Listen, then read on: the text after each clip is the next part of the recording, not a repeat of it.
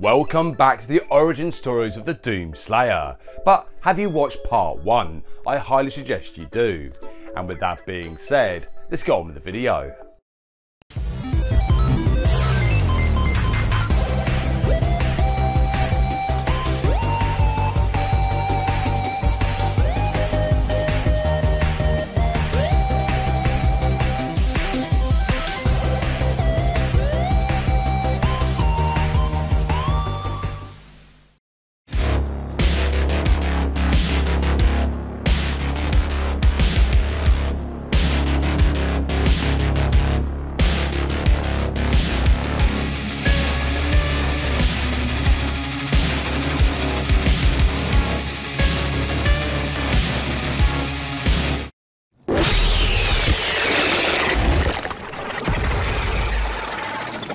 Yeah!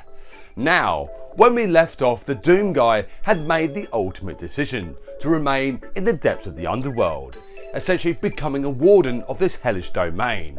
However, his violent story is far from over. In the depths of the fiery pit, it is said that time itself doesn't follow the same laws of those from the world of man. And since Doom Guy made the decision to remain in the depths of hell, he has torn through demonic legions, carving a path of destruction and shaking the very foundations of reality. His might was so great that even demons themselves would quiver with fear, their infernal dominion threatened by this unrelenting force of violence. Good morning! Eventually, after batting his way through the many realms of hell, Doom Guy would soon be discovered in the mystical realm of Arjuna. Upon his capture, if you will, Doom Guy was forced to enter a battle arena where the crowd would anticipate his ultimate demise. But little did they know that the violent nature of Doom Guy would massacre the competition. Kick him in his hairy balls! Eventually, the demonic hordes of hell would soon descend upon this new mystical realm. However, Doom Guy would rip and tear through their ranks, earning the nickname Doomslayer. The Doomslayer became a figure of immense power, with many whispering his name with reverence and awe. However, a group of priests soon came to fear the Doomslayer, as well as his mastery of Argent energy, the very essence of demonic strength. Phenomenal cosmic power! Under the guise of an alliance, the priests invited the Doomslayer to the sacred city of Taurus Nabad with a promise of a weapon of unimaginable power. The Doomslayer would accept this invitation, but it was from here that a betrayal would make itself known. Oh crap. With the Doomslayer surrounded, the priests would unleash their full magical powers, trying to bind this ferocious beast. And despite fighting back with unyielding fury, the Doomslayer would soon find himself being sealed away. Bye, have a great time. For countless eons, the Doomslayer would lay dormant, his stories becoming legends, as well as warnings for those who would underestimate this warrior from the world of men.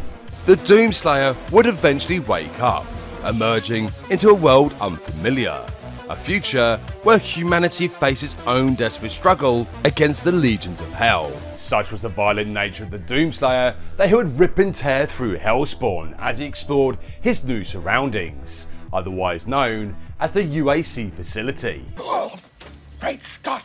As his journey continued, the true extent of the UAC's unholy experiments became apparent, with them conducting unspeakable acts of the macabre. This diabolical agenda threatened the very fabric of existence, with Olivia Pierce being the source of this unholy ambition.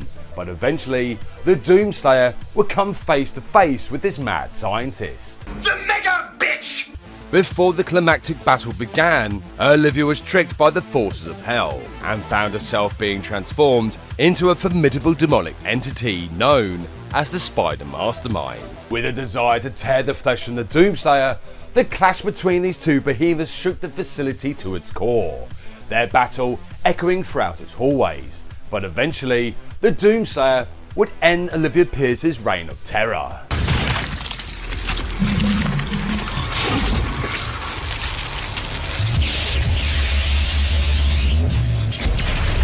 Now, this is where I'm going to be slightly annoying. There is a part 3 to this story. However, you're going to have to wait till later on in the year for the continuation of this escapade. Oh, come on! Yep, as I said, I am annoying, but anyway, come back next time for the welcome return of the Summer of Sonic. 3 whole months of Sonic related content. Thank you so much for watching and see you next game.